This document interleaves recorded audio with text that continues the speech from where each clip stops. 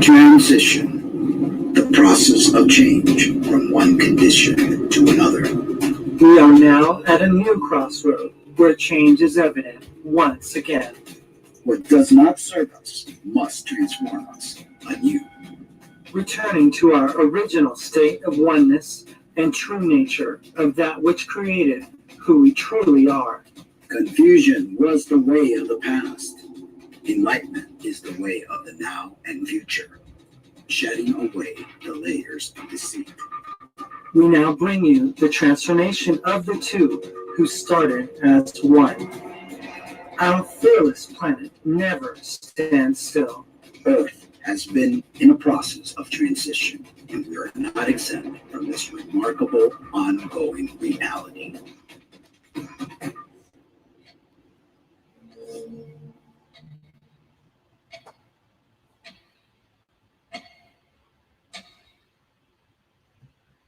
Well, hello and welcome. Welcome to Real Talk with the Cummings. My name is Angelo.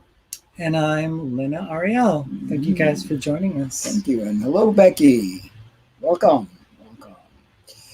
So, you're looking mighty bright and pink. Well, it is wintertime, It so is. might as well, brighten things up a bit. Yeah, winter. A little drabby. A little wet and drabby and yeesh.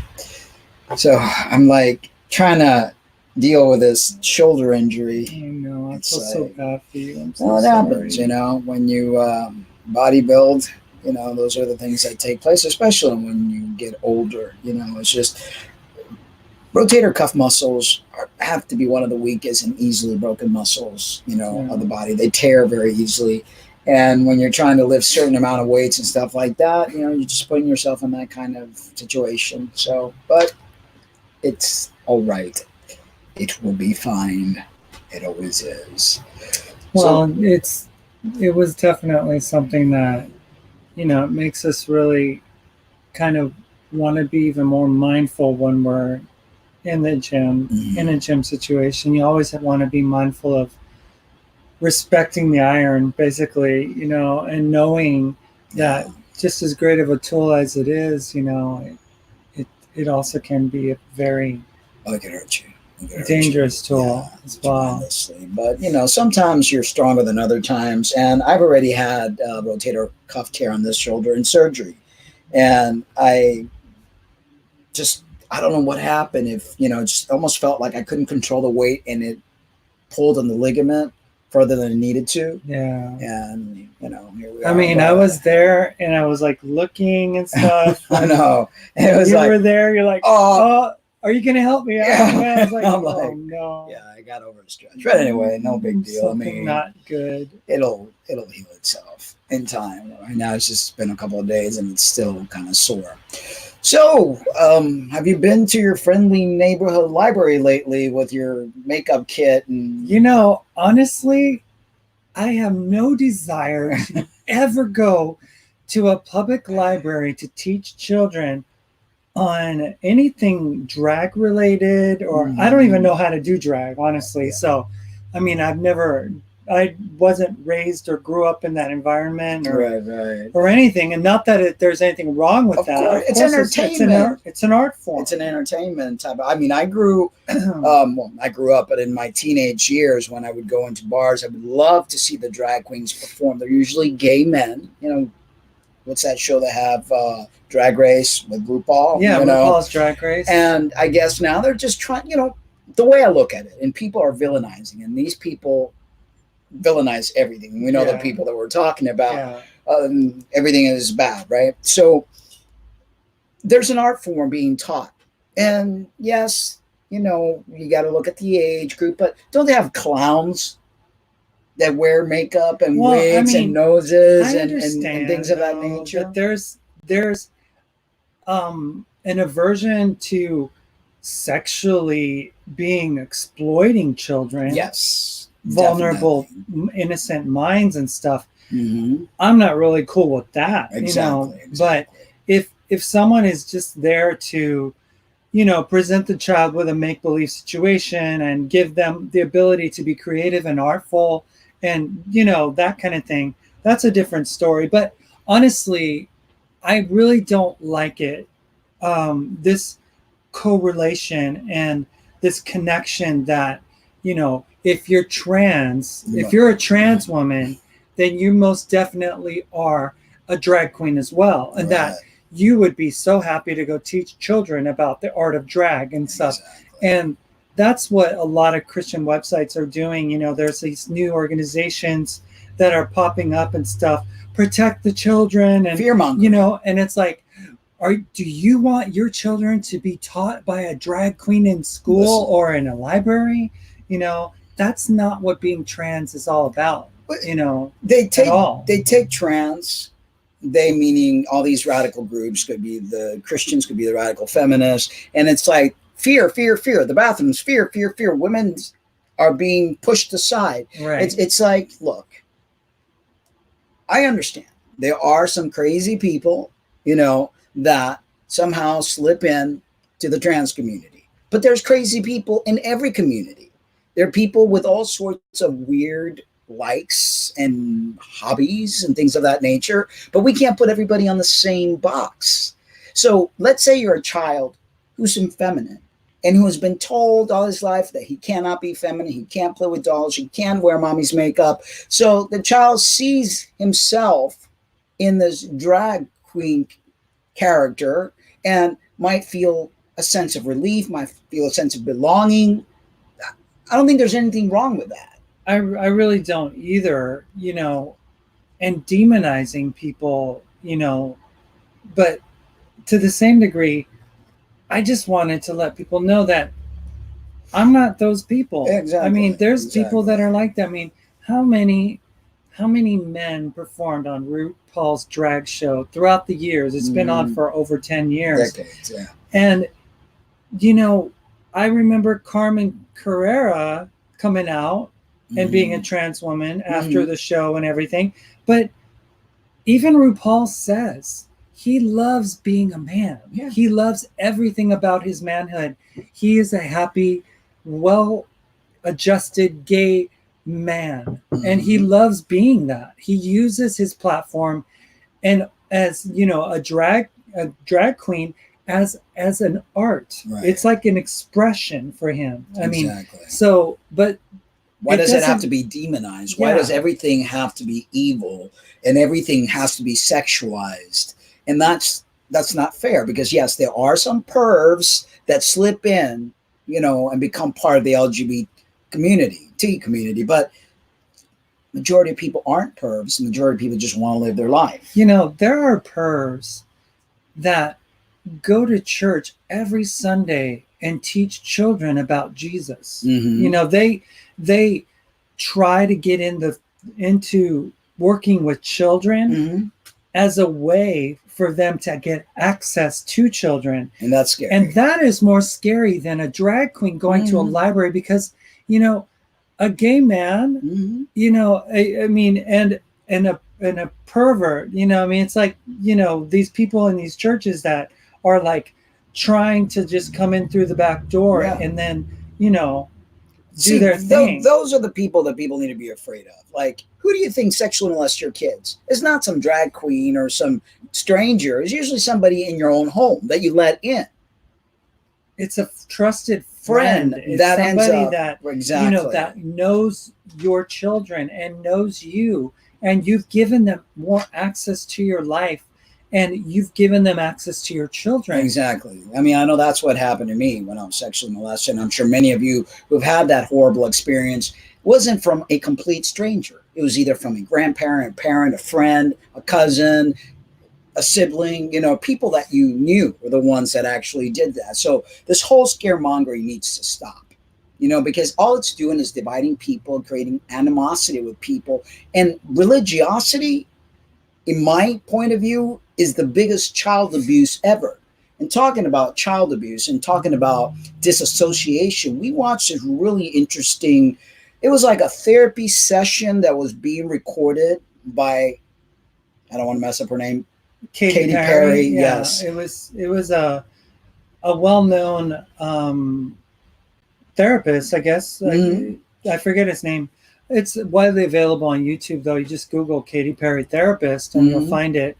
And basically, this meeting that they had, this therapy session that they had, was so revealing. And for me, it was like so like I could relate to so much of what was being said, what Katie was talking about. You know, at one point she said, you know, there comes a point in your life where you want to be able to be authentic. Right? Be authentic. Well, that you have to make the choice to be liked, right? To be right, to be right, or to be loved, or to be loved.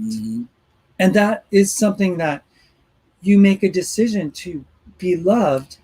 Well, it means that you have to give up the things that you like, the things that you think that are right, to please like your family. And that we're seeing that a lot. And we're seeing that a lot in people when they detransition, when they term themselves ex-gay or ex-trans. You know, they hit rock bottom and they want to then find the love of their family. So they go with their tail between their legs back home and wanting to be that perfect little darling, you know. And it turns out that you can't be that perfect little darling because they only want you if you give them what they want. There's no give and take. And in a relationship, there has to be a give and take. It can't just be a one-sided ordeal. So, I mean, it was very, very, God, it was hard.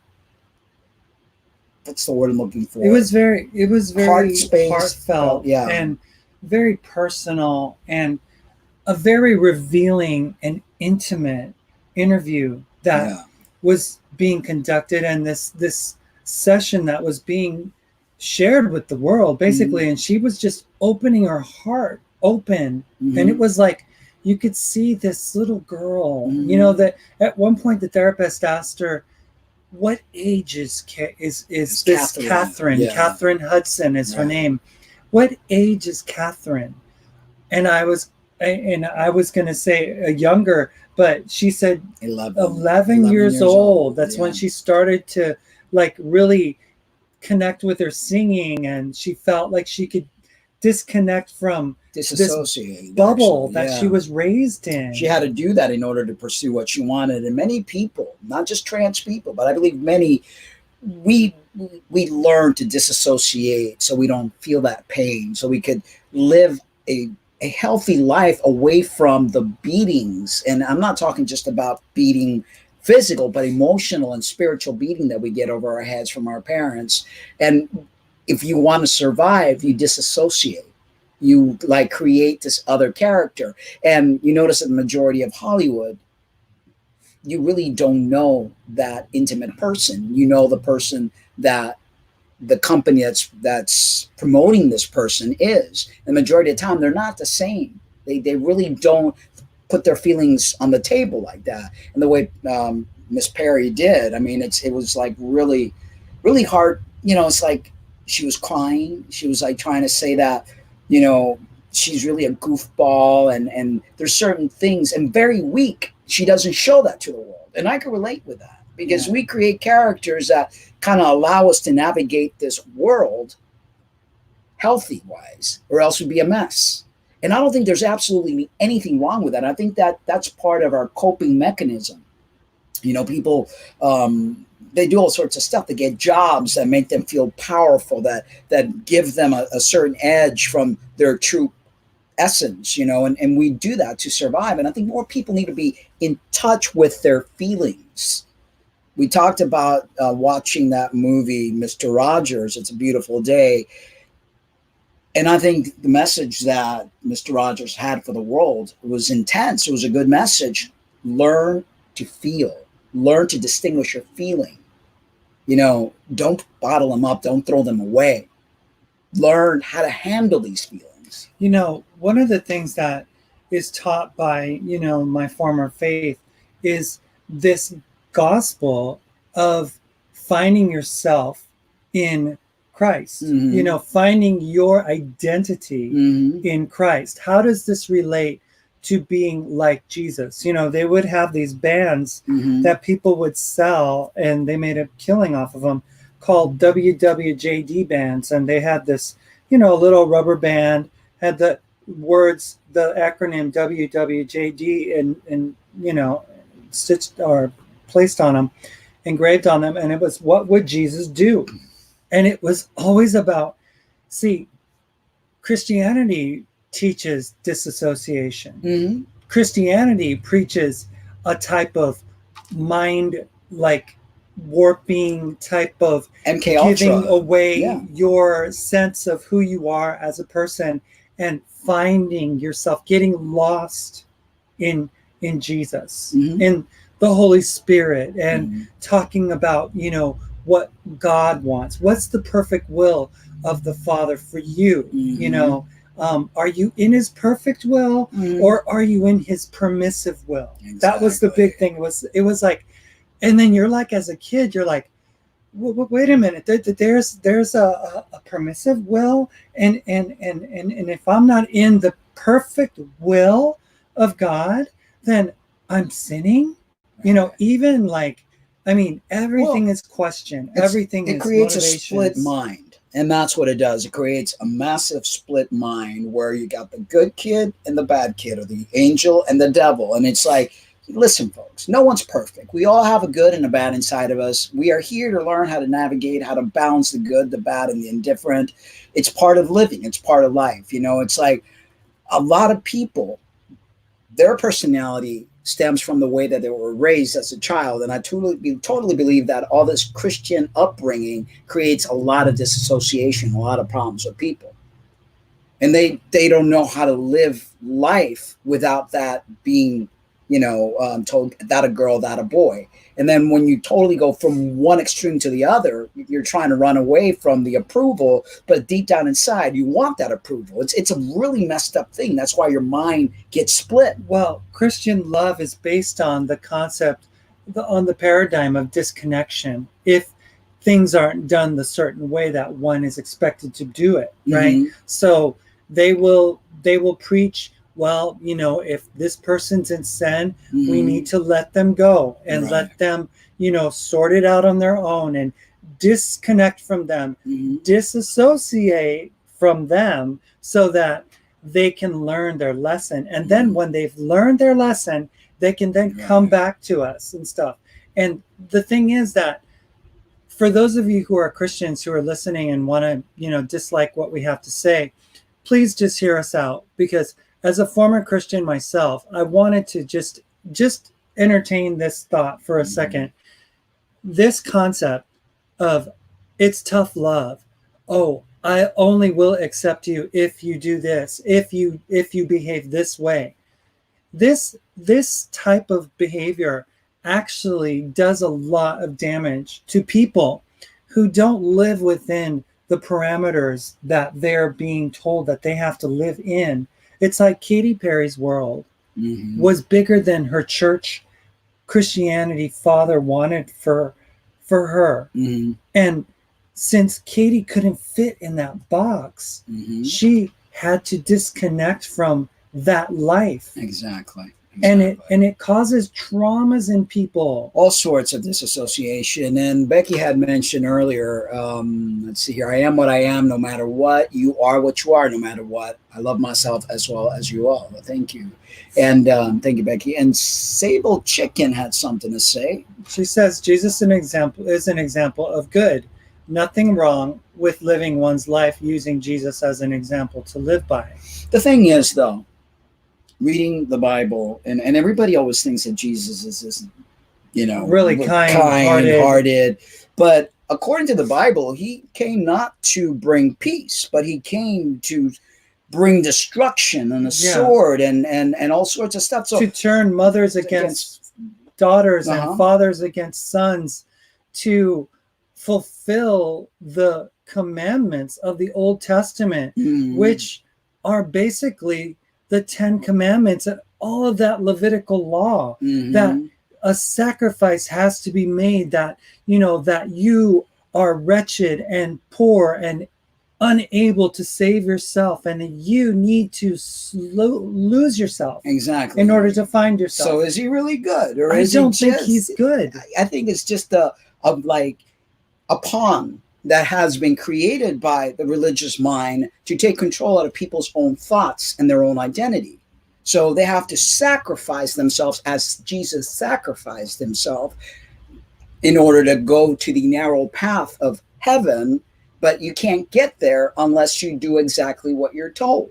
So to me, that's not being very kind. That's giving you an ultimatum. But then they say you've got free will. But do you really have free will? You don't create the problem in order to provide a solution.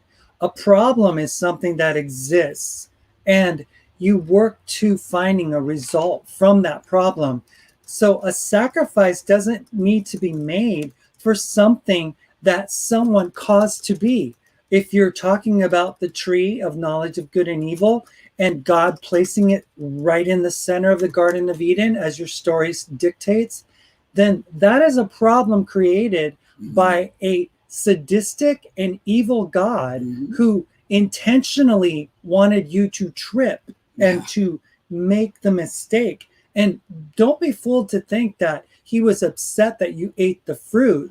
He was upset, according to his own words, was that he was upset because now we were going to be able to know right from wrong, that we were going to be able to know the truth, and that something had to be done. So an angel had to be put in front of the tree of eternal life, tree of life, and that had to block our way so that we wouldn't, it's like Genesis also talks about the Tower of Babel. Now man has become, if they do whatever they want to do, they're going to be able to do things that are unimaginable, and we won't be able to stop them. So if this God is so wonderful, why would he confuse and destroy people from being able to realize that Satan and God and Jesus and all that, it's all part of the storyline to confuse humanity, to take your own divinity away. And Sable Chicken says Jesus is that sacrifice, and it says, as are all the avatars in time. I mean, if you watch the movie Zeitgeist, look at mythology, there are many that follow the same path as Jesus before Jesus was even a thing. It's called plagiarism. Christianity has been using plagiarism for eons, and it's you are the one you have been waiting for. It is you who's divine. It is you that needs to open up that pathway to understand why you are here. You're not here to worship some God and be all thankful that some deity's son got sacrificed in some sort of torturous. I mean, it's like, it makes no sense. And there is absolutely, and we've had shows about this in the past, evidence that there was even anyone like Jesus. It's all mythology. Mythological gods have existed before the Jesus story was invented, before the God-man Jesus was, even a thing. Right. The God-man theory was existing in the Egyptian times. The God-man theory was existing in Babylonian times. This is a God-man theory that has been remarketed to a new generation. They killed off the others that knew the truth about the fact that the inverse is true. The truth is this. The truth is that the truth lies within you. Me. It exists inside of us. We are divine beings of light, and we have the ability to grow. But see, Christianity and all of the God-man theories teach that man is wretched. Man is incapable of finding himself other than outside of himself through this savior, and I'm sorry, Sable Chicken, the stories stand. The truth is, plagiarism is rampant in the stories of the Bible. There is no historical evidence for the existence of any Jesus. There is no Jesus that existed, And we don't want to rain on your parade. If you want to believe in Jesus, more power to you. We don't, and we will continue to say the things that we say to help people free themselves, because it's an enslavement, a massive enslavement. And talking about enslavement, we want to talk a little bit regarding parents. And people think all parents are good, right? They automatically think you become a parent, you're going to be a good parent, you're going to like raise your children in a way that is going to be fruitful, and then they're going to be loving and growing up healthy adults. That's not always the case. The same thing goes for the God that many of you worship. Not a good guy at all. But if your own parent can't be good, Yeah. what can you expect of this God of the Bible that destroyed so many people? Isaiah 45:7 or 47:5, 45:7. very clearly talks about it. It's just a very double-minded creator, who really doesn't care about you. Loves the smell of flesh. I mean, you got to really look at it for what it is. I mean, the angel of death, and being sent by the God of the Israelites to destroy every firstborn son, firstborn male, not just even a son, but an animal, firstborn cattle. It's like, it is absolutely unconscionable to think that any good can come from the Christian God. Absolutely unconscionable. There's not. Because the same God that made, this wonderful escape through Jesus and the blood, everything's bloody, everything's a sacrifice, everything is kill yourself and find yourself in him. Galatians 2:20 says, for I live, but not I that lives, but Christ that lives within me. And, the life that I have, I don't live, and blah, blah, blah. It's like this constant need to just shut down your ability to realize who you are. And we have parents that are that way, that they don't want you to live your life. They want you to live their life. They want you to do what they want you to do. Being very selfish, very self-centered, very narcissistic, very pathological, if you ask me. And so this particular article that you found, well, it's talking about horrible parents, and there's a survival guide. There's actually this article is called The Survival Guide, but these women actually have come up with a website, not to demean bad parenting, but to try to get people to understand and see that they're not alone, that it's called myhorridparent.com. As a child, you always think that everything's your fault. Something happens, your mom treats you a certain way, your parents get into a fight, you always think it's your fault. You internalize everything because as a child, you don't want to think as your parent being evil, being bad, or anything like that. That's the last thing that you want to do. But I'm sure many of you watching right now have grown up with dysfunctional parents and have had to kind of like integrate your character, find ways to deal and cope with these horrid human beings that had no business bringing life form at all. Zero. But they managed to. And many of us are byproduct of these kind of parents. And nobody wants to talk bad about the parent, but it's important to bring attention to this because there are many people, not just people in the LGBTQ community, but people that aren't part of that community have also been a byproduct of a horrific childhood and horrific parents. Parents are never expected to be held accountable by their children for their behavior, for their actions. They're expected to be respected, and a Christian parent will throw Exodus 20, one of the 10 commandments out there that says, children, honor your mother and your father, for this is the first, that you may have a long life. For this is the first commandment the only commandment with a promise, that you may have a long life.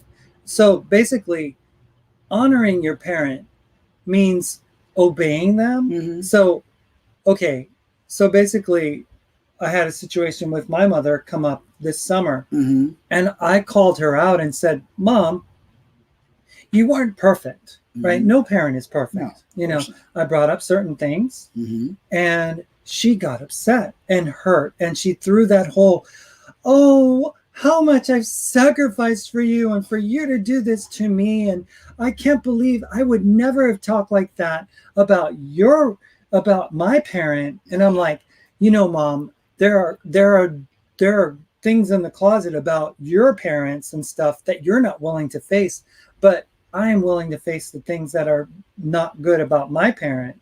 And she just couldn't understand that. She thought that it was a height of disrespect, that it was wrong of me to even go there, to question her as an adult, right? Because they expect you to still remain a child. They want to put you in this little time capsule, right, and treat you like a 10-year-old. Yeah, and not realizing that even a 10-year-old has autonomy, has their own mind, their own thinking, and it's very disrespectful of any parent to think otherwise. I mean, you got a Sable Chicken here is going, even if we had bad parents, we honor them by doing good, because that will honor them even if they're unworthy. I don't need to honor a bad parent. Yeah, and that's, I don't need to honor a bad parent. This is why people have psychological bills the size of, because bad parenting creates all sorts of unsolved problems, PTSD, in an adult. If you're not meant to be a parent, you have no business having children. Just because you want to take possession and ruin the life of people doesn't give you that right. And so I'm sorry, but there are bad parents out there. I know you don't have to honor them. As a matter of fact, they should probably be jailed because they have committed a massive crime by destroying the life of people. And what you should do is stay away from a toxic parent. You should not enter into their life and make it a part of your life if it is going to cause problems. I mean, you had your encounter this summer with your mother, and that ended up in this heated destruction, that involved your stepfather and, implicated you as being some kind of a person that was like just taking advantage of them when you went there to help heal them, and it's just, but it's a typical, and this will really show a lot what we're talking about, because, a lot of times I find myself that when I get emotionally involved in dealing with those emotions that I've suppressed for so many years, and then understand that, no, it was not my fault. It's never been my fault. I had to learn to be an adult quicker than any child should, because I had to take care of a parent that was acting like a child all throughout my life. And still acts like one. And because of that childish nature of my mother, I got sexually molested because she was never a good mother. And you know what? It's freeing to be able to say that. I have no shame in saying that it's not my fault. I did not get to choose my parents. And many of you don't get to choose your parents. And it's okay to deal with those emotions. You don't have to feel shame. You don't have to feel that there's something wrong with you when there is absolutely nothing wrong with you. Well, the article says there is no such thing as a perfect parent. All of us who have children understand that. And we all buy gratefully into the concept of good enough. But is there such a thing as quote unquote horrid parenting? Do mothers and fathers exist whose aim in life is to crush the children they brought into the world, whatever it takes? So the psychologist Alison Corner and journalist Angelo Levin believe there is. They have launched their website, myhorridparent.com, to help the victims, i.e. offsprings, of these individuals to survive so they can move on with their own lives and eventually become good parents themselves. The idea for the site came, says Allison, from a realization as a therapist that there were parents she saw in clinical situations who seemed determined to put their children or child down, to diminish them, to rubbish them. And she started to think about how she could support them. The first time it hit me was when a mother told me her toddler was exactly like his father, who was physically abusive. She was saying he was aggressive and angry, and I could see how that attitude was going to make the little boy's life difficult. A little? A lot, right? The parent hates the fact that they bear a child of the person they can't stand, so they take it out on you. I mean, I'm sure that rings a bell to many people. It's like your mother didn't like your father very much, but she got pregnant from him, and now she has to deal with his child. And there's a lot of hatred involved.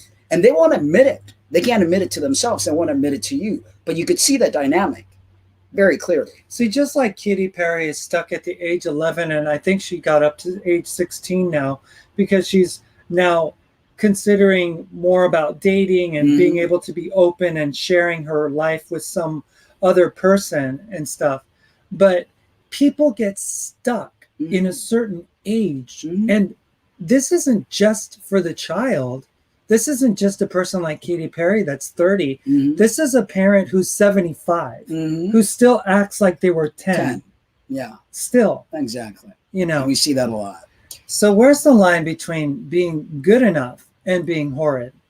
Almost every parent can think of something they have done in haste and regretted later, says Allison. But the crucial difference is that you apologize. The capacity to stand back, to recognize you have made a mistake, and to say sorry is key. By the way, I was hoping to get a sorry when I went back home. I was willing to bring my tail between my neck and make my tail between my legs and say I'm sorry, but I never once heard an apology.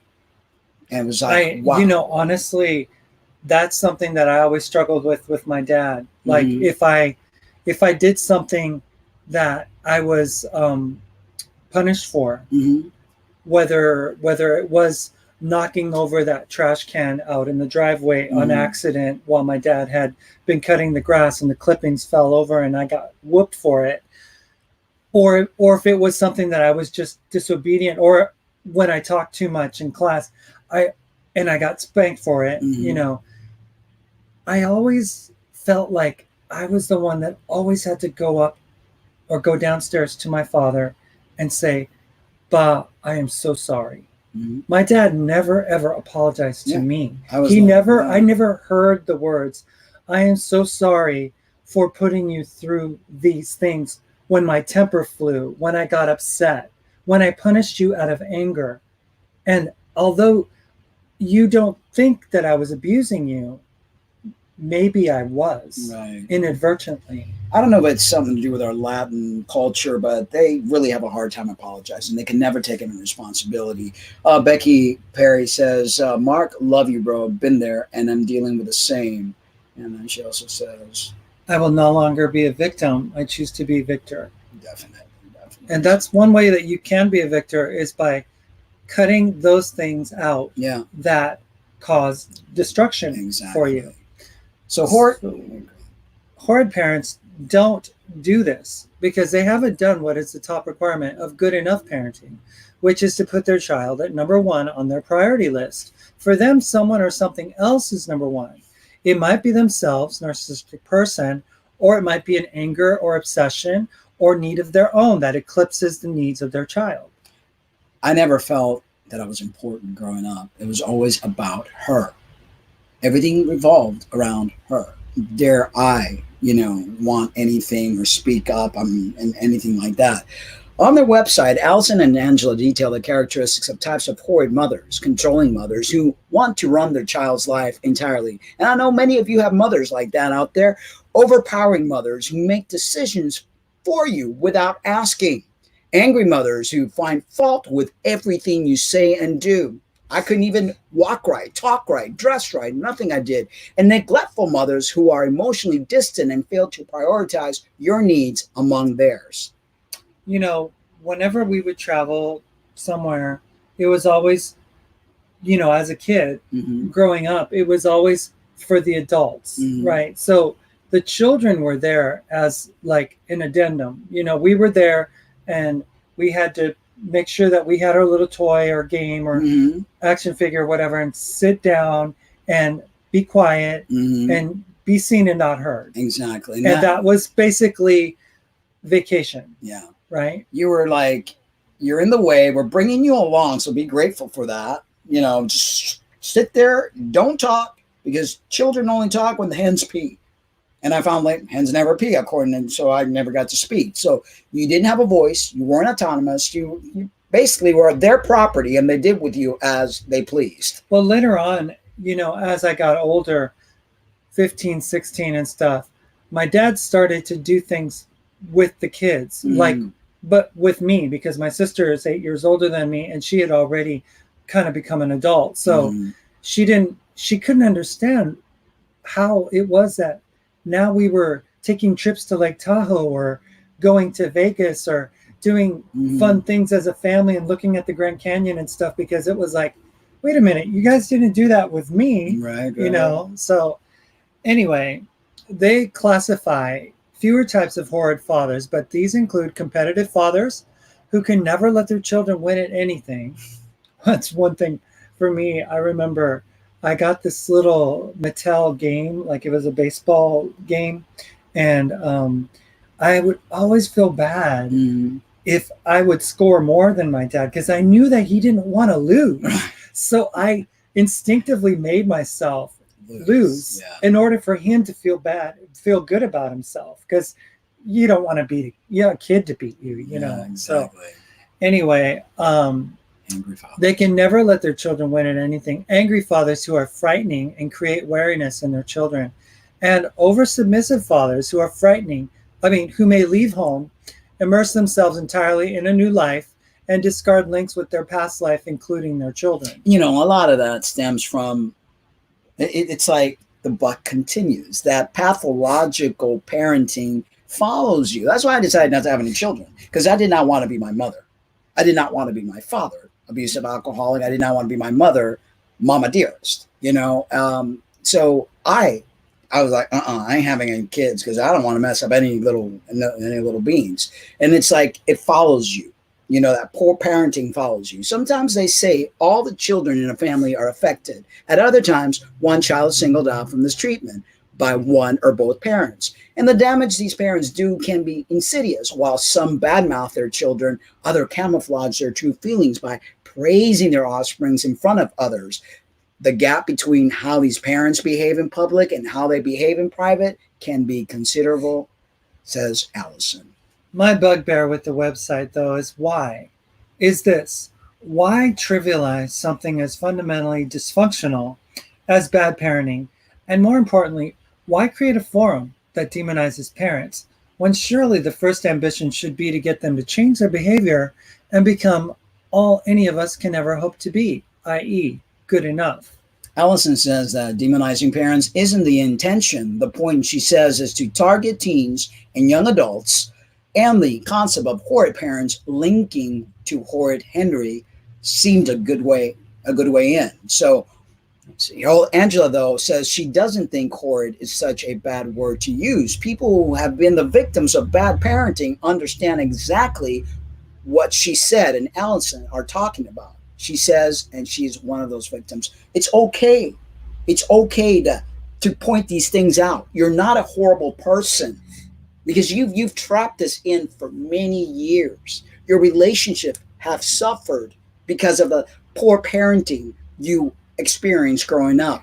Your person suffers because you never feel that you're good enough because you've been told you're not good enough from the moment you stepped out of that womb. So it's okay to understand this. Give yourself permission.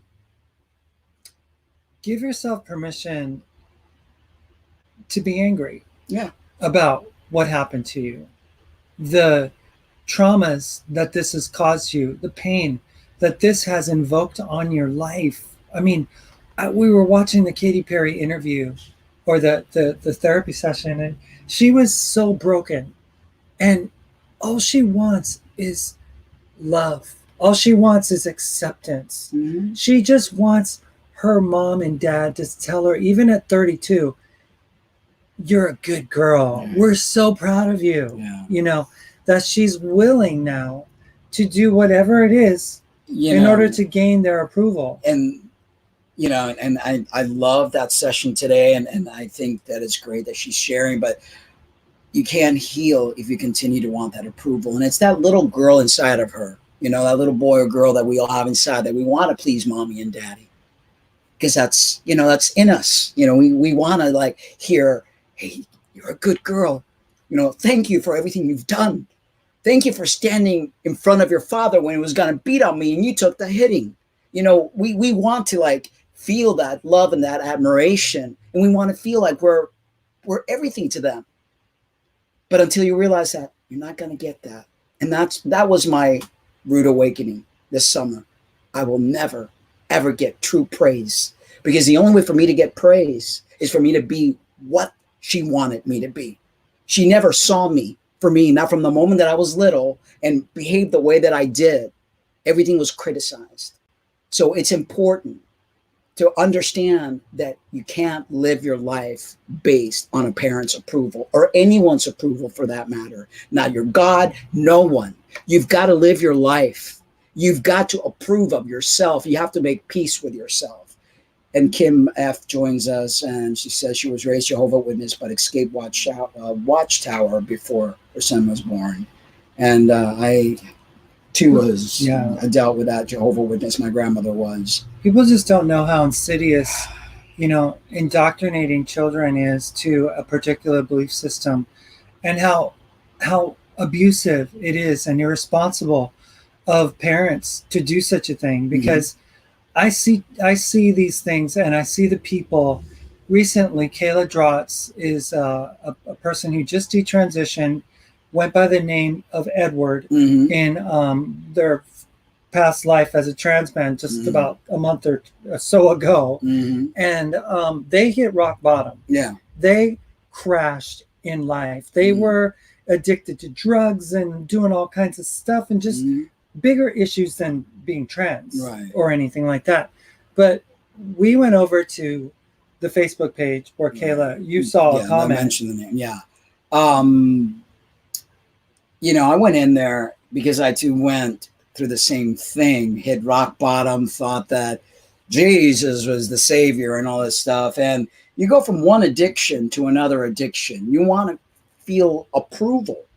And when you've hit rock bottom, you're like grasping to whatever it is that you could grasp a hold of. And I was like, look, take some time, because they're asking that they want to do ministry and they want to talk and share their story in churches and whatever. And it's like, to heal, you need to heal in silence. You don't want to sit there and wave the flag, because all you're doing is getting one attention to another attention, from one addiction to another addiction. So I went in there, I said, listen, I understand where you're coming from, been there, done that. I think you should take some time to reflect and understand that there's absolutely nothing wrong with you, because religiosity makes us feel that there's something wrong with us. But we should never feel shame for who we are, and not think that all of a sudden Jesus is going to save you. That is another addiction. That is part of the cult mentality. They want to break you down and make you feel like you're this small. And people want, this person wants that affection. They want to be told that they're a good daughter. They want to be given the accolades. They want to have the approval that they're searching for. You're never gonna get it. I basically went in after they were basically telling you, this one person took upon themselves to just call you out and call you evil and say that you were like some bad spawn of the devil or something. And it's like, instead of like this Christian love that they preach and talk about, they just throw people under the bus. I had someone after my comment just dead name me and expose you and I and call us out as like, oh, they're just a bunch of fools that hate the fact that this person has, found Jesus and they're no longer trans, and they're angry and they want her back. And it's like, no, we didn't. There's people that transition that do it for the obviously wrong reasons. And maybe it's a transition for a year or two to find themselves at a better place in life. And then I have nothing against detransitioners or detransitioning. I think it's a beautiful thing to be honest with yourself, just as it is for us to be honest with ourselves and to want to live our best life as we are. Yeah. It's great. And no one was discouraging this person from being able to express themselves and to feel that. But we were saying, don't buy into all the hype. They were throwing Christianese out. Like, addiction. I'm a person that's been planted on good soil. I'm going to pray for you, and all this cliche Christian stuff that you were saying to me. Oh gosh, yeah. You're like, oh, I hope that he finds his way back to the Savior and the cross. Because it's like it hurts too much to take a look at yourself. And I've been doing that all my life, reflecting, pointing my fingers at others, when all along I needed to point those fingers inside of me, towards me. because I had a lot of unresolved issues. We all still have a lot of unresolved issues. But when you start to become aware of that, that's when the healing begins. When you're not looking within and you're looking for God and you're looking for everything outside of you, you're just like a dog chasing its tail. And it's easy to point fingers. So it's important to reflect. Don't let one addiction bring in another addiction. The addiction for Jesus, the addiction for this, the addiction for that. Like when we first detransitioned in 2016, transition, the detransition, the new me that was being created in the gym. I was still posting pictures of my body and my image, and it was like trading one obsession for the other. Because it's lack of self. When we do that, it's lack of, like, we're still trying to find that approval in people, whether it's our parents, whether it's our friends, whether it's just people. And when you're seeking that approval, you're constantly like a monkey doing tricks. You're not going to get approval or validation from anyone. This is a self journey. This is a healing journey. No Bible, no God, no drug, no food, nothing is going to heal you but you. Learning what is broken inside of you. And you may not fix it right away. It may take years and years and years, but at least if you go within and you realize, why am I doing what I'm doing?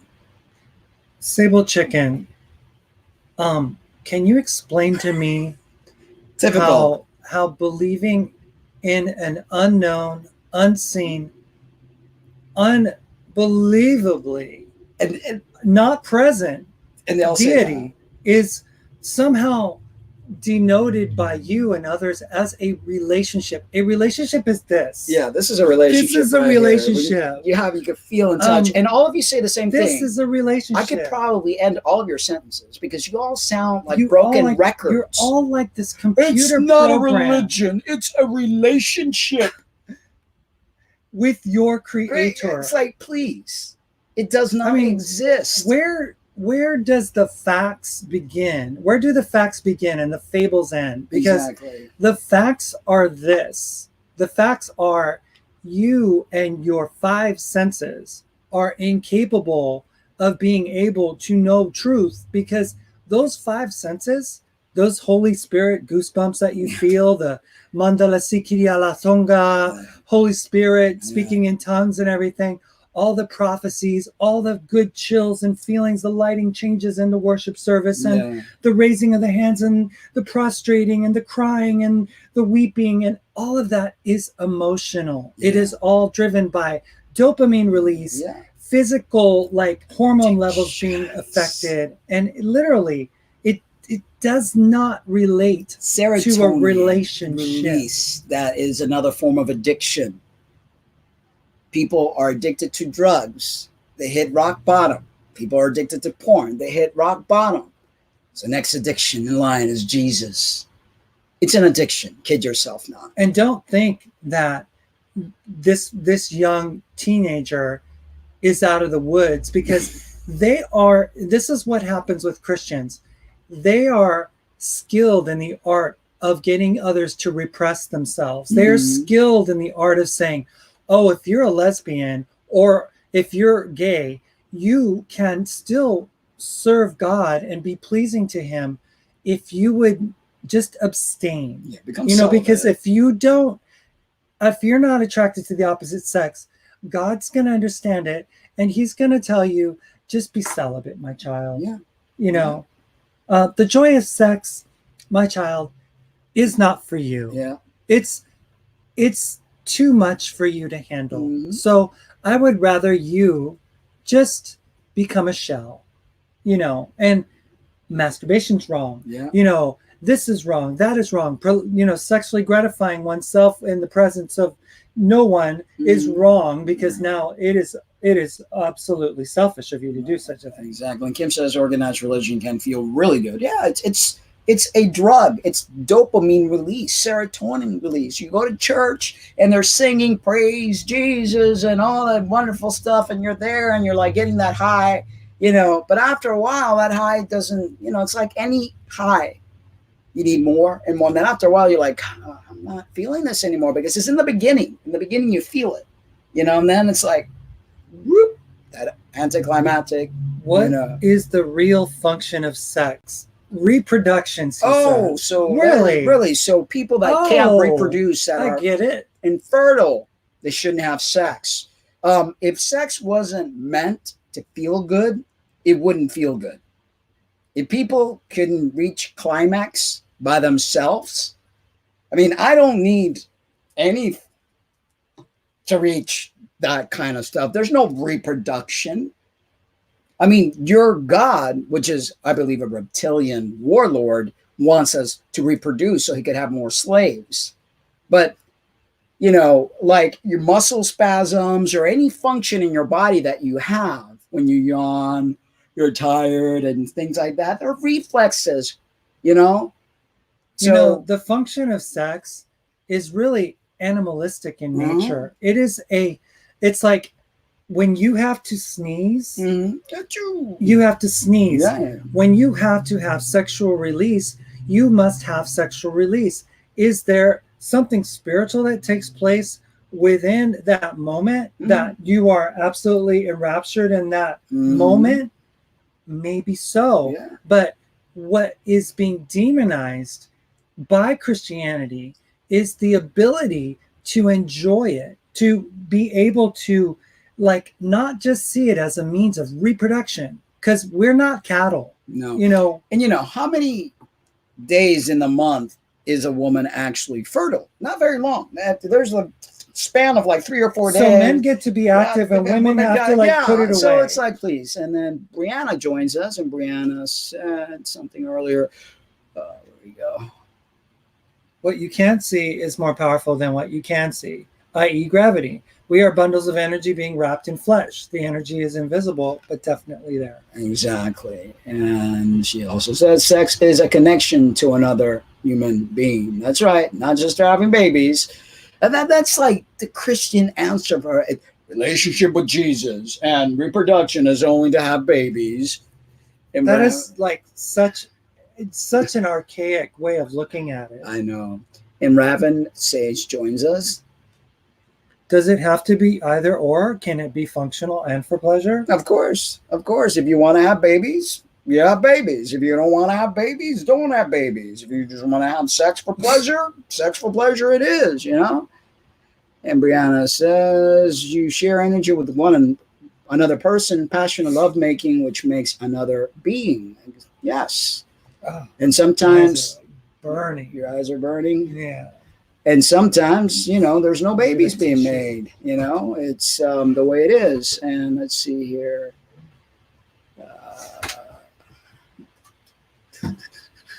Let's see. The part of this is demonized is that we need to be careful who we connect with because we pick up their spiritual energy. That is true. You shouldn't go to bed with everybody. I mean, that obviously is something that human beings need to be very mindful. You just don't pick up any stranger on the street, bring them home, and have sex.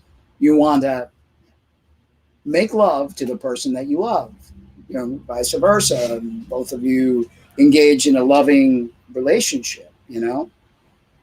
Let's see here. I mean, sex is a powerful tool of being able to connect with another person. I mean, sex is something that healed me, you know, more so when we first got together. You know, I mean, it was a powerful healer. It was. You know, we used to laugh about it, but every time we made love, you progressed in your rehab, and it was like it is. It's a powerful tool. That's why the God of the Bible doesn't want you to have any, because he does not want you to have that experience. Only if you're going to make babies for him. Let's see here. Kim says, I tend to think the psycho who created this planet made it feel good in order to propagate the species. Exactly, because he wanted more slaves. And James says the part that is demonized is that we need to be careful. Okay, I think I already read that one before. And let's see what Sable Chicken says. If there is no God, what is the spiritual business about? Well, see, God is not the definition of spirituality. That's the problem, that you seem to think that this creator is the source of spirituality. But spirituality it originates within us. Yeah. It doesn't originate up there. Outside, yeah. I mean, we are Or in a book. eternal beings of light. Yeah, yeah. You know, it's something we are. innate. It's something that, as spirit beings that we are, we're spiritual. You know, we have the capacity, but this God of the Bible does not want you to reach that optimal potential. He wants to have you all to himself. He wants you to worship him because he figured things out in a way that he became where he's at, and he like dumbed us down. That's why our DNA, we have junk DNA. You know, it's very deep stuff, and we've had shows about that in the past. But this whole Christian thing, I got something in my eyes. Sometimes I get like allergies like that. So anyway, let's see here. I think this stuff is kind of short. No, okay. Keep going. Okay.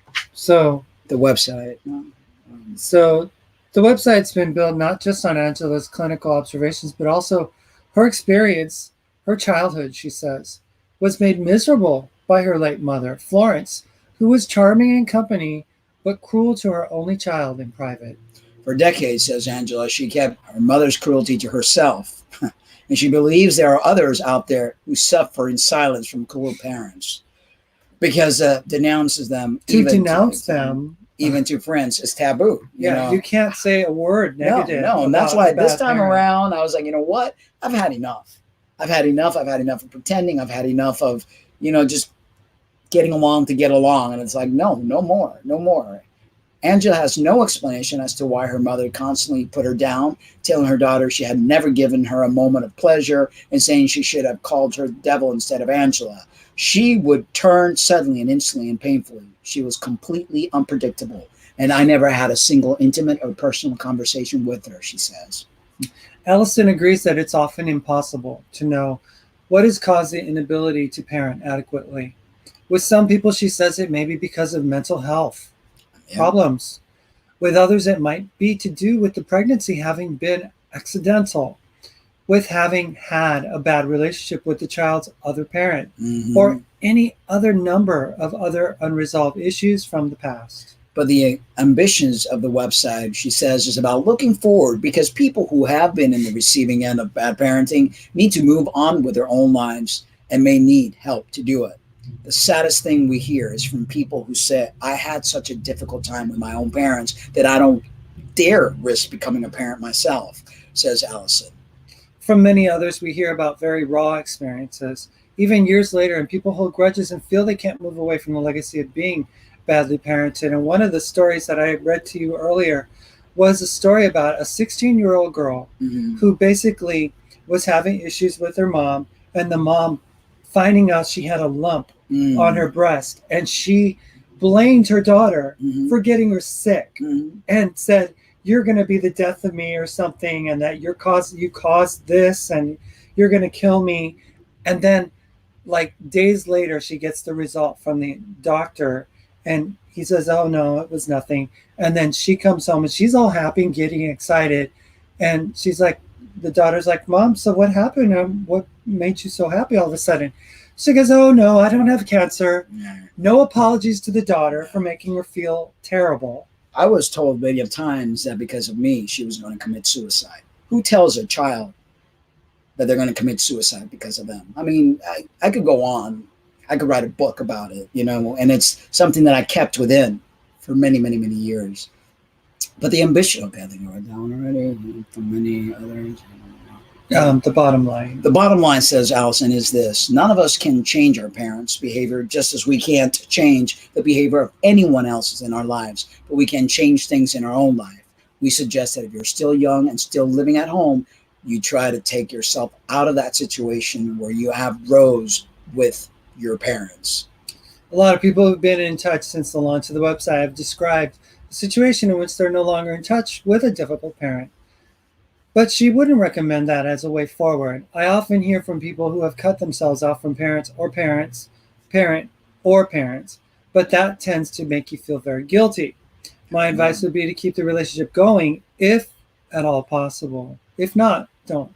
When you've got a partner in your life, take that person with you when you visit your parents, because you need their support. Well, something that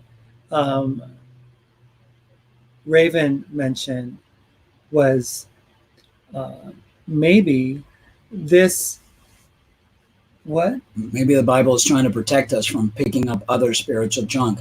Maybe we misunderstand why the Bible warns us against it. Um, I don't really believe in the Bible. I mean, I think that it's a book that has been created as a controlling factor. Are there things in the Bible that may have some significance coding in there? Possibly.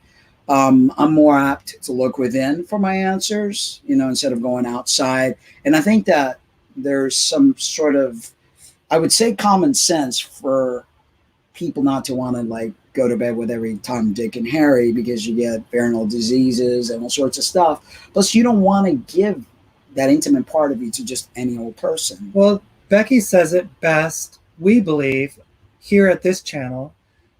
Of course, the Bible is misunderstood. It was designed to separate and confuse humanity. Yes. That is the purpose of the Bible, is to lead you on a spiritual goose chase of your own tail or someone else's tail, literally. And Kim says, I'm single and gay male porn is my crutch. LOL. There you go, Kim. Yeah. Yep. And I'm a gay male born into a chick's body. There you go. There you go. No one's gonna, take away from. That used to be my favorite kind of porn too, by the way. At one point when I watched it. Brianna says, "No, get it out, Mark. Don't hold it in." Yeah, it's important too. And Sable says, "I'm so sorry, Mark, that you had such a hard childhood." Yeah, I mean, I've made peace with it, and I try to go home this summer and try to really. I was hoping for healing on both parts, but I should have known better. I mean, it is what it is. But I'm better off for it now because I know that I gave it all I had, and it helped me see so many things that I couldn't see while I was growing up, because they have not changed one bit. I've grown up. They're still that child, and I got to experience that firsthand. So I'm good now. The real kind of like crux of the issue hit me squarely when we presented ourselves to my mom with you. I had recently shaved all the hair off of your body, and you came in presenting as feminine as you possibly could at that time, and I had cut my hair, and I realized at that point, and it was in a very tearful realization after we weren't allowed to spend the night at my mom's place, a house that I would always have been welcome to stay. I was even asked to bring, my life there, and to live with her. But they totally didn't want us. And again, when we broke up, and I was like, well, I really don't have a plan. I would love to see you, Mom. I haven't seen you since 2017. I would love to see you.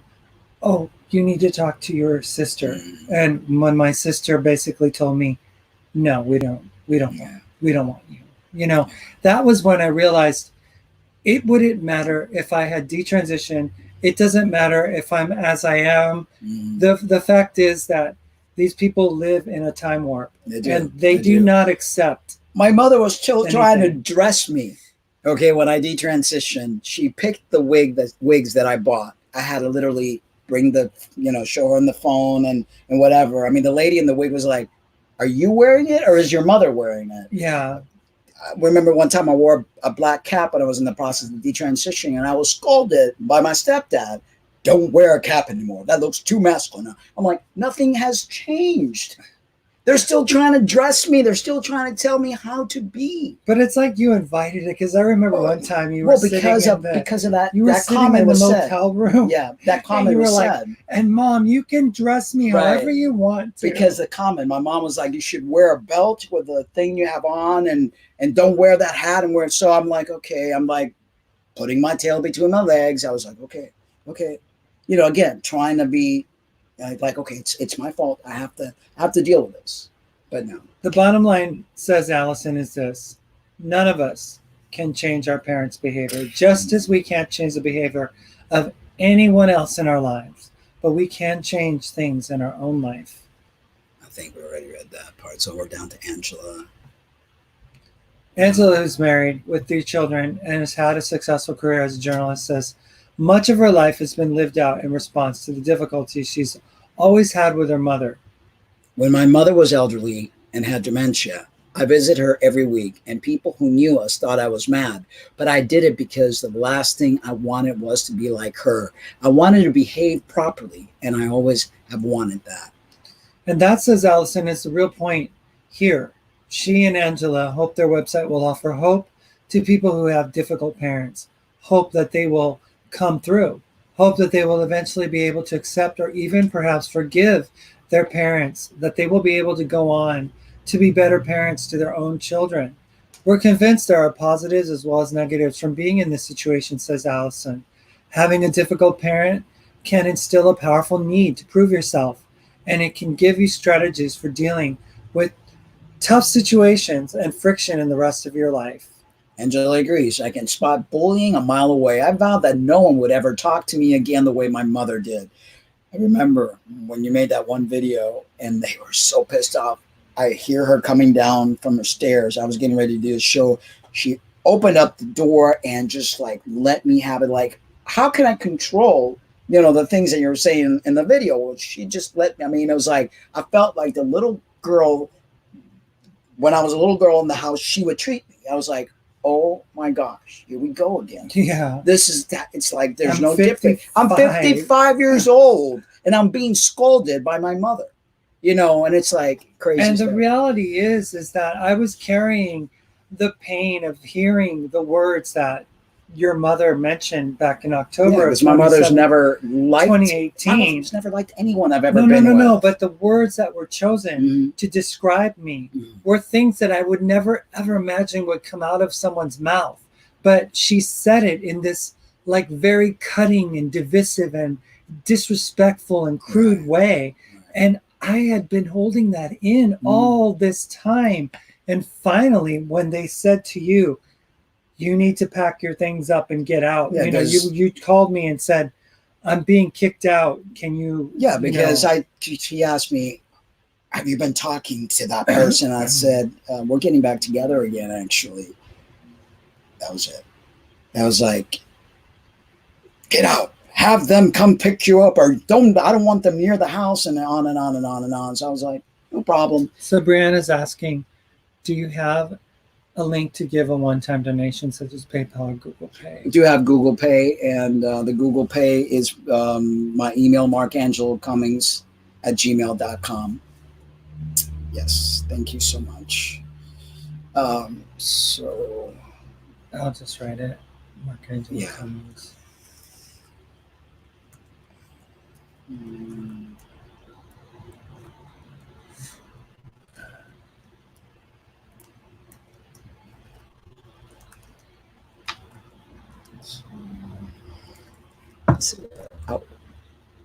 Becky says, Bible is history written or picked out by man. That is true. Yep, it is. And Kim says, as a former Jehovah's Witness, the most judgmental religion ever, we all need to find peace within ourselves. Totally. So the article continues, and it basically points out certain things that you can do to survive a difficult parent. So how to survive a difficult parent. Number 1, stay calm. When a horrid parent starts criticizing you, it can be frightening and infuriating. Taking a strong line won't help. Instead, prepare yourself by practicing ways of staying calm and control in a challenge situation, which I did because I knew that if I rebelled, it wouldn't look pretty. We recommend slow, mindful breathing or meditation. These will help you take soothing breaths when you're being shouted at and help release tense feelings. If you're being truly brutally criticized, try silently replacing your parents' negative comments with something more realistic and positive. Number 2, learn to accept your situation. It's often hard to know what mood your horrid parent might be in, and you can feel you're treading on eggshells. All my life, I felt like I was treading on eggshells. Some days might be okay, others can be dreadful, with shouting and unfair accusations. Working out your life story can help make some sense of what is happening. It might even enable you to work out why your parent behaves the way they do. Number three, don't retaliate. Arguing back will only make things worse.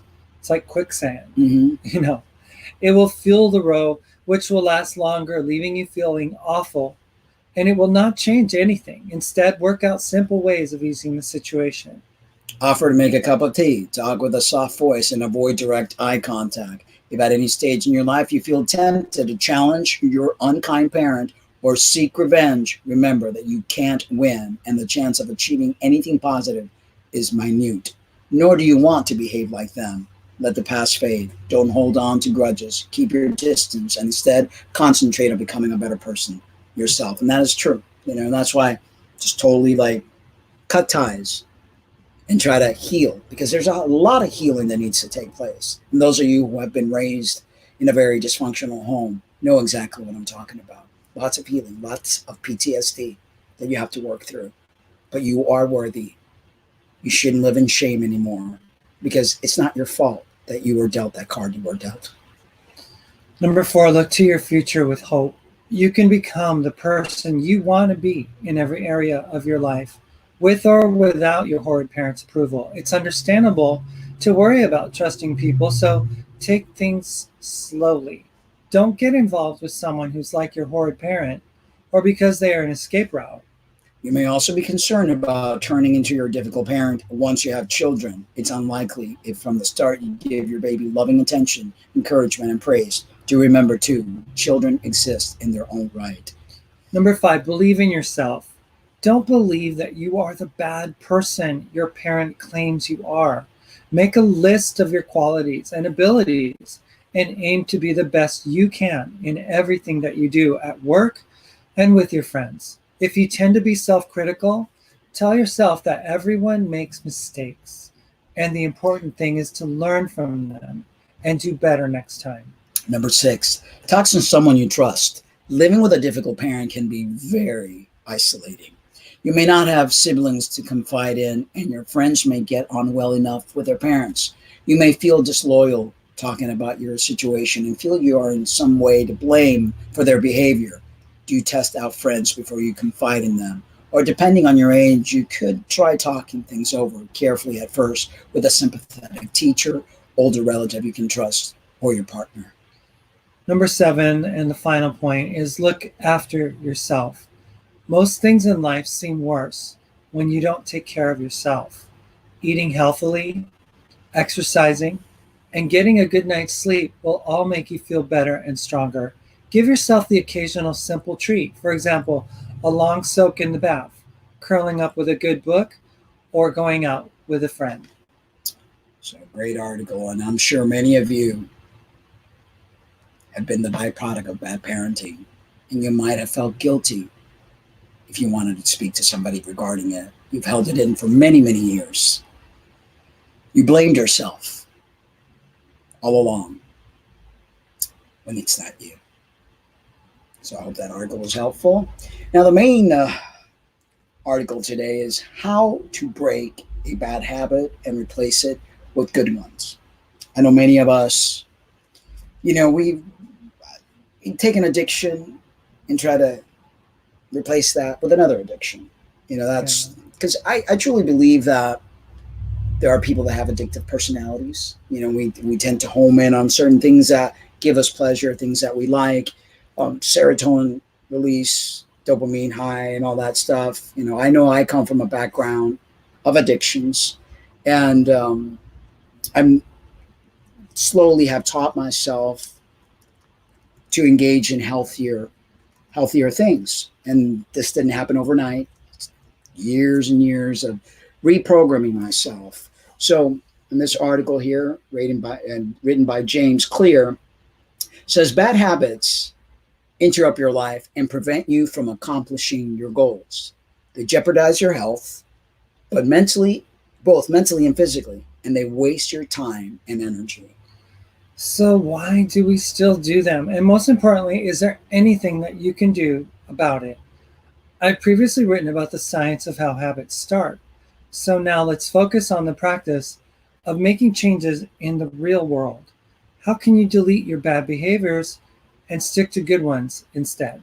I certainly don't have all of the answers, but keep reading and I'll share what I've learned about how to break a bad habit. First, what causes bad habits? You need to understand the situation. Why did you start this in the first place? Well, most of your bad habits are caused by two things: stress, number one, and boredom. Most of the time, bad habits are simply a way of dealing with stress and boredom. Everything from biting your nails to overspending on a shopping spree to drinking every weekend to wasting time on the internet can be a simple response to stress and boredom. But it doesn't have to be that way.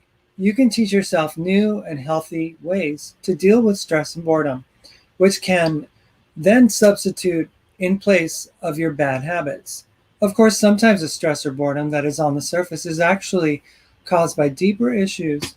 These issues can be tough to think about, but if you're serious about making changes, then you have to be honest with yourself. And that's what I was kind of trying to do, try to be honest with that one particular Facebook person who went from drug addiction to Jesus addiction. You got to go in deeper. You can't just superficially say, I found Jesus, now I've got the answers. Well, And now they're asking, they're saying, I need, people, Christians, you need to understand that you need to be kinder. You need to be more loving and compassionate towards the LGBT. And now you're getting people backlashing at her at this time. And it's only setting her up to feel even worse. Yeah, and that's what I told her. They love you now, but as soon as you're not telling them what they want to hear, as soon as you're not doing what they want you to do, they're going to discard you and they're going to make you feel awful. I know. I felt that backlash from the Christian community. Are there certain beliefs or reasons that are behind the bad habits? Is there something deeper, a fear, an event, or a limiting belief that is causing you to hold on to something that is bad for you? And 9 times out of 10, there is. Recognizing the causes of your bad habit is crucial to overcoming them. You don't eliminate a bad habit, you replace it. All the habits that you have right now, good or bad, are in your life for a reason. In some way, these behaviors provide a benefit to you, even if they are bad for you in other ways. Sometimes the benefit is biological, like it is with smoking or drugs. Sometimes it's emotional, like it is when you stay in a relationship that is bad for you. And in many cases, your bad habits is a simple way to cope with stress. For example, biting your nails, pulling your hair, tapping your foot, or clenching your jaw. These benefits, quote unquote, or reasons extend to smaller bad habits as well. For example, opening your email inbox as soon as you turn on your computer might make you feel connected. At the same time, looking at all of those emails destroys your productivity, divides your attention, and overwhelms you with stress, but it prevents you from feeling like you're missing out, quote unquote, and so you do it again.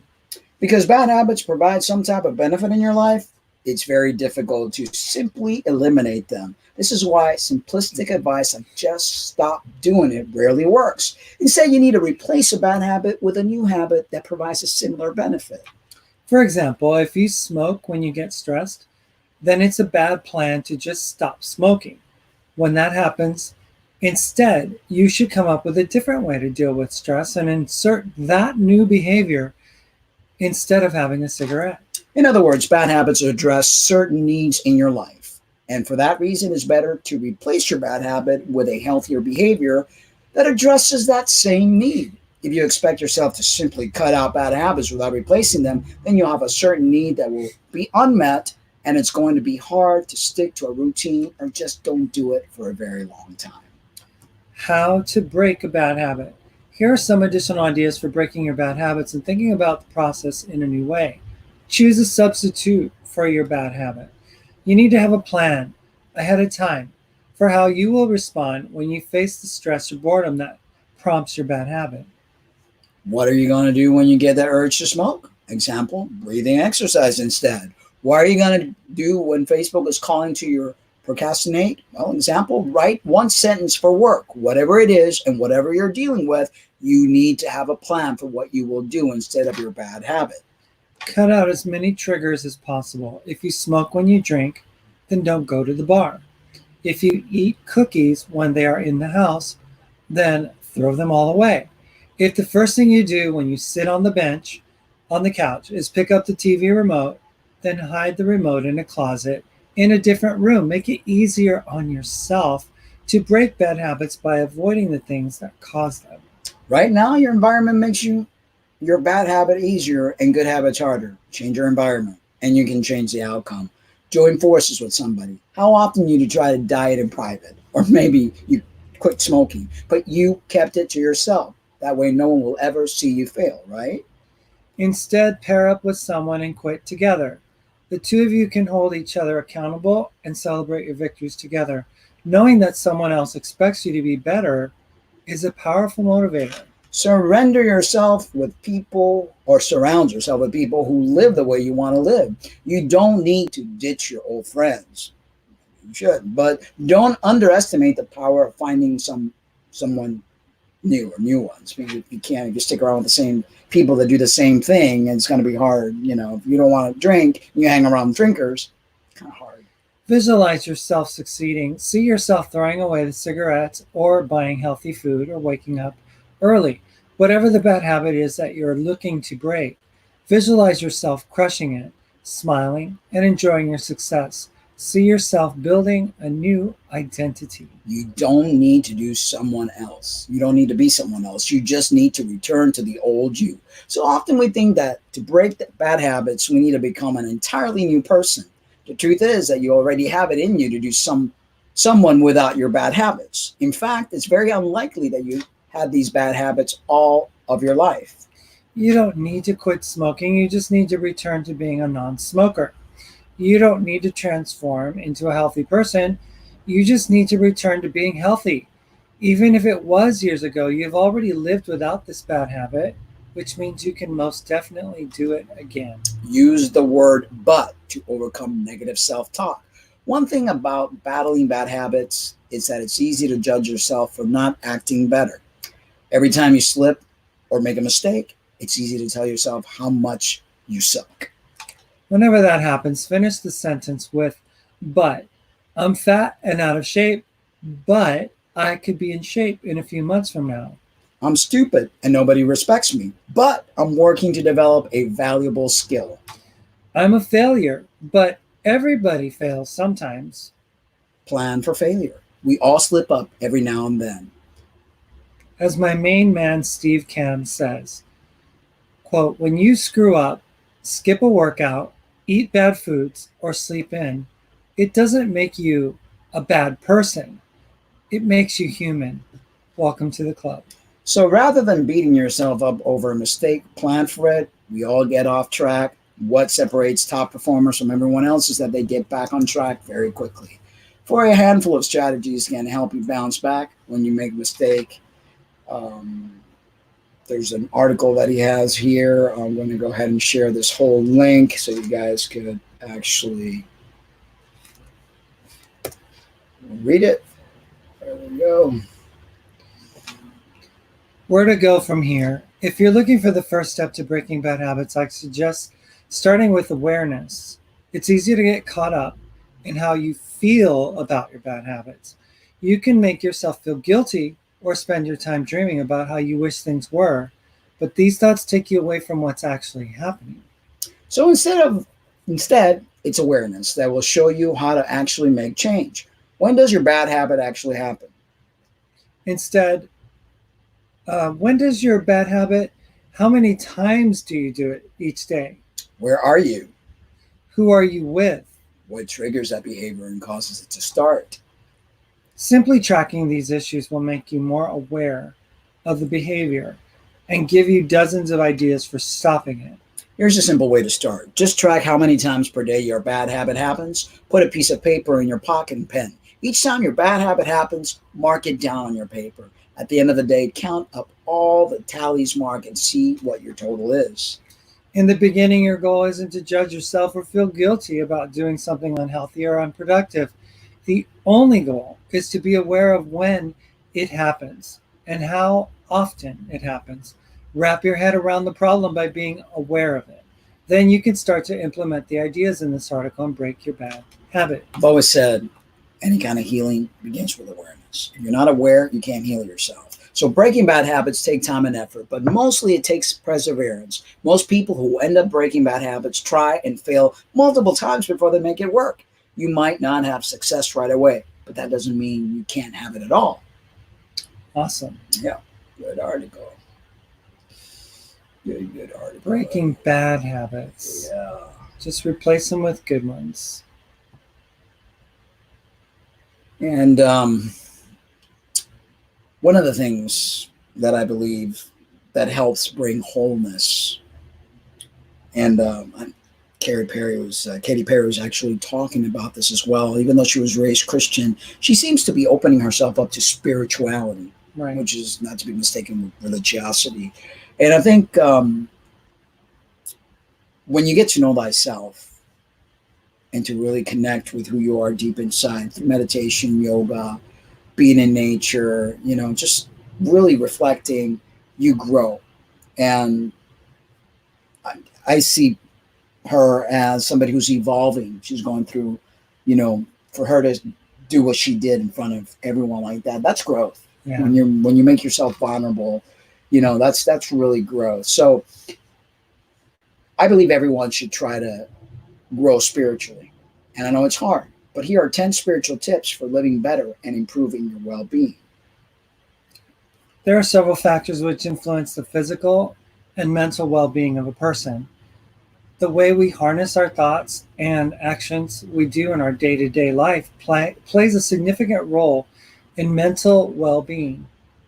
Mental well-being is very well associated with feeling of joy, contentment, self-esteem, confidence, and fulfillment towards life. You can lead a happier and content life by following the spiritual tips we mentioned down here below. Believe in the act of giving. One of the most important spiritual tips to enjoy a successful and happy life is to help others in all possible ways. The self-esteem you attain by reaching out and helping needy people is priceless. It will give you a positive outlook of life and make you feel optimistic towards your own problems. Believe in act of kind and doing service to others without expecting a payoff. If you expect something in return, it's not considered as an act of kindness. You should be selfless and true in serving others, and you will get your returns automatically in form of love and affection from others. You can volunteer yourself and at social communities by rendering help to orphans, elderly, other needy people, which will enhance your mental well-being and assure inner peace. By giving care, appreciation, and affection to others, you will achieve deep sense of satisfaction within yourself. Living in the present. And I know this is something a lot of people are challenged with, especially this day and age, because everything is next. In order to lead a happy and content life, you should live in your present moment without worrying much about the past and the future. You can neither change your past nor predict your future, but all you can do is enjoy the current moment to the fullest, which is in your hands. Sometimes people are too much worried about some bad incidents which happened in their past and also fear about unforeseen events in the future. By doing so, they fail to appreciate the present moment, which is the most important thing in life. If you want to make your life interesting, keep enjoying your present and do whatever is possible to make it memorable without contemplating about the past or future. That's hard to do for a lot of people. They're either always living in the past or they're always living in the future. Forgive others and learn to let go. If you believe in forgiveness, the journey on the road to spiritual salvation is much easier. You should learn to let go of past mistakes of others and avoid bitterness or anger towards them. When you focus your energy on appreciating the positive qualities of others rather than grudging on their past wrongdoings, your life will be always happier. Success in life is not based on acquiring power or wealth, but is purely based on how content you are with what you have currently. Bonding with people around you. You should connect with your friends, family, neighbors, and colleagues and develop strong relationships with them. Spend time on your social bonding with people near you and express your affection to them. This will keep you motivated and attain positive focus in life. You should surround yourself with like-minded people who encourage, guide, and support you during tough times. This is very important to lead a successful life. Be open to learning new things. Whenever you develop new talents, you will attain more confidence towards life and also a feeling of achievement. You should never listen to naysayers who keep judging others and keep looking at only the negative things. Have an open mind and accept the new ideas you come across in life. Don't keep restrictions when it comes to exploring new areas in life, which will eventually help in rediscovering yourself and attain bigger goals. Develop a sense of gratitude. You should always be grateful to God for whatever is given you. There are people who are less fortunate than you and don't enjoy the same things which you've got in your life. People who develop a sense of thankfulness are always happier than people who don't. You should learn to count your blessings than to worry about problems. And obviously, we did write this article. I think you should always be grateful. There's this whole God thing. Again, everybody has their own belief system. I like to think of the universe, energy source, as something that we are all part of. And we need to be grateful, period, because we need to be grateful. Because that's how things work.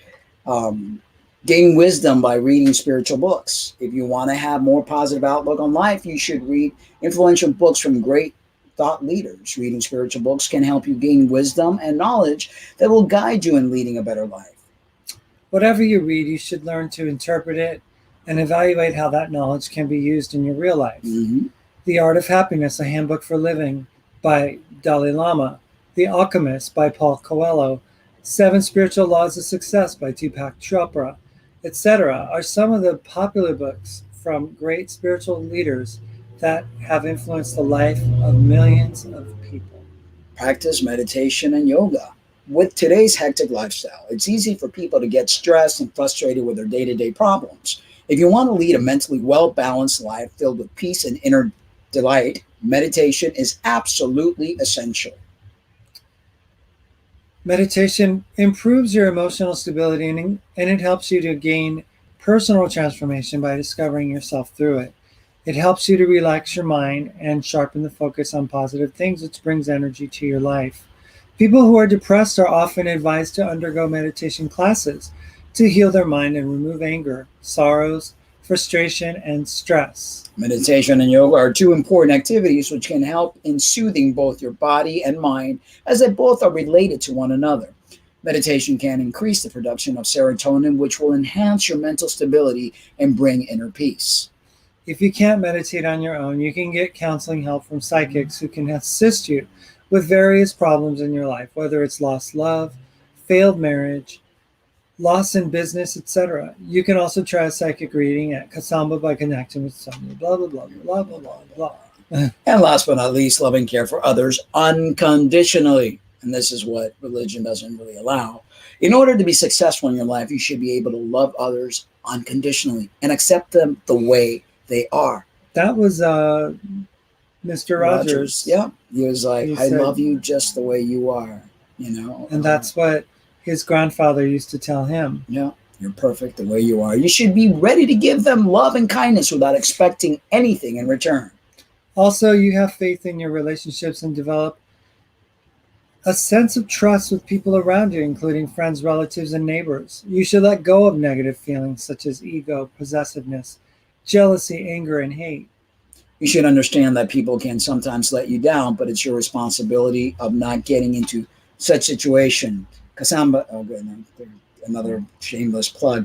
I think that we're always being told to smile, not to be angry, not to go into our negative place. But I think if we're going to grow spiritually, sometimes we need to go into the shadow. Sometimes we need to be in that dark space. Sometimes we need to feel the feelings that hurt us so that we can understand them and so we could grow from them. I think too many people sweep things under a rug. They hide their emotions. They're taught not to feel. And it's important to know, well, you feel angry right now. Why is that? How does that feel? What's going on in your mind? It's important to ask ourselves these questions. Why am I so angry? Mm-hmm. And it's okay. We're talking about can be angry. Yeah, I think if it's done in the atmosphere of not hurting someone else. Exactly. But anger doesn't always, I mean, you could be angry and see, that's the thing. When most people are taught not to feel anger, so when they feel it, they think automatically it means hurting someone. Sometimes you sit with that anger and you try to understand it, and then before you know, you're not even angry anymore because you broke it, you unraveled it, you got at the core of it, and you understood it. So we're afraid of anger, and so right away when people are afraid of anger, they just think of like throwing things or getting upset. It's like, no, it's okay to be upset. Let's talk about it, or go within and try to understand yourself, which I think is, really, really good. Okay. I don't know if we want to do one more, or you found this article the other day and I thought it was pretty interesting. We've gone 99 minutes. Okay, so we're good. All right. Because that's a pretty major an hour conversation. It is. All right, guys, so I think we're going to call it quits. Thank you all for tuning in. Thank you to Becky for moderating. I know she left earlier, right? Because it's kind of late for her. We are in Pacific time, and I think she's Central. No, she's Pacific. Oh, she's Pacific as well. Oh, she had things to do. But thank you all. Thank you, Kim. Thank you, Brianna. Who else? Sable Chicken. Raven Sage. Yes. I think that's all we have that were commenting. But thank you all that didn't participate, that are watching and gave us 7 thumbs up, and we had 1 thumbs down. But hey, can't please everyone. Yeah. I hope that's been helpful. I hope that you guys, could really reflect, because I find that reflecting is so good. It really is. It can be hard, but at the same time, anything good, it can be hard. Sure is. All right, guys. So I'm just trying to move this arm up, but it's so ouchie.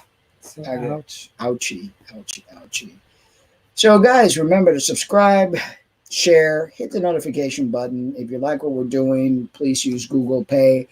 We stopped using PayPal, and it was just PayPal's practice is just not something. When you get really into it, it's not ethical. So we stopped using PayPal. So if you want to become a patron and support our show, you can do that. If you want to do a one-time donation, you could use Google Pay, and the email address for that would be markangelocummings@gmail.com. And Sable Chicken writes, good luck with your bad habit breaking. Yeah. I pretty much don't have any bad habits anymore. The only thing that I do now is I train a lot, and very healthy eating. Don't smoke, don't drink, don't do drugs. So I'm pretty much, and you've never really been a smoker or a drinker or a drug user. I mean, I wouldn't say that I don't have bad habits, because I do. I work on them, but but I know that I have some more emotional healing to have to work through and stuff like that. I don't see myself as being angry. People tend to say, I am so sorry that Christians treated you guys the way they did, and I know that we're praying for you, right? They always tell you, we're praying for you though. And it's like, honestly, people like Sable Chicken and others, we don't struggle with anything with regards to feeling hurt by people. So this is why we're this way.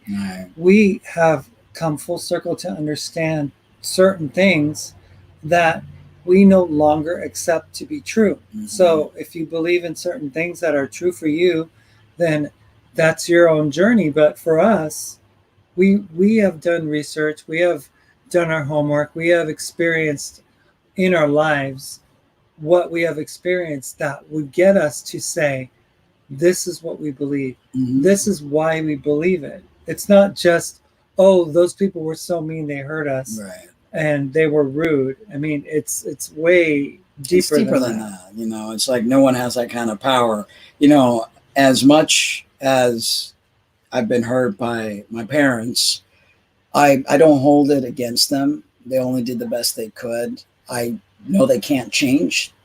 I mean, there's some people just won't be able to change. What I can do is I can remove myself from their presence. I no longer feel that anger. I stopped feeling the hurt when I went back home. And, I could have like been totally distraught and destroyed by all the things that she said, but instead I did exactly what the article said. I just calmly listened. She was done. I'm like, I'll be out of here in a few days. Simple as that, and, there's no hurt feelings. There's no, because it's like, kind of knew it and kind of like maybe was hoping that things could be different. But when you kind of like in the back of your mind, you pretty much knew.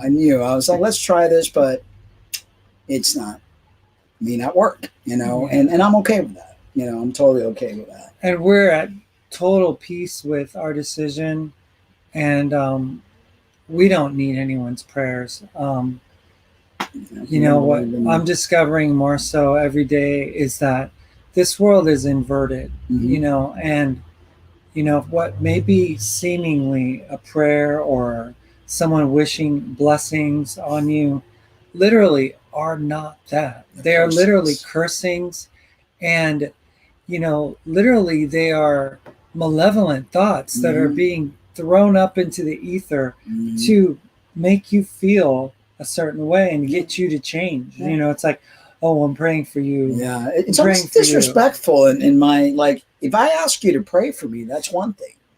But if I haven't asked you to pray for me, why would you say I'm praying for you? I don't want your prayers.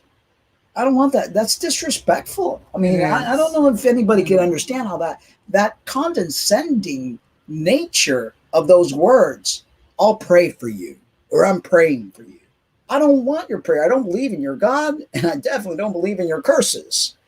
So keep them to yourselves. No one wants to be prayed for unless someone asked you to. I mean, simple. It's respectful. Just called respect. Yeah, respect. Respecting the wishes of others and not forcing your beliefs, your God, your system of thought, onto somebody else who doesn't, quite honestly, there's nothing that anyone can say that would get me to think differently. And it's not because I'm, angry at anyone. It's just, I just see it as all a big hoax and a lie, and I see truth in other things, which is I, for so long, have put off the work of discovering my own self because I was told that it was evil. I was told that, this discovery of self was selfish. I was told that it was like absolutely wrong to do such a thing. And now I'm discovering that that's the truth. To thy own self be true. Yeah, it's important. It's important to be you. It's important to be truthful to yourself, and stop giving your powers away. We're all divinity in our own way, and we're all darkness in our own way, and there's nothing wrong with either or. You are here to self-discover. You're here to grow, to evolve as a spirit being. This right here, this is your tool. This is the tool that you have to play in this playground, to evolve. Don't be fooled by religiosity. And don't be told by, especially Christian, that you're in the wrong. Because you're not. They're the ones in the wrong. And don't confuse spirituality with God belief. Totally different. That's nothing to do with God. Absolutely nothing to do with God. All right, guys, we're going to end it here. Remember, tune in Tuesdays, 6 p.m. Pacific time. Subscribe, share, and hit the notification button. See you guys soon. We love you, but remember to always love yourselves too. Good night. Take care.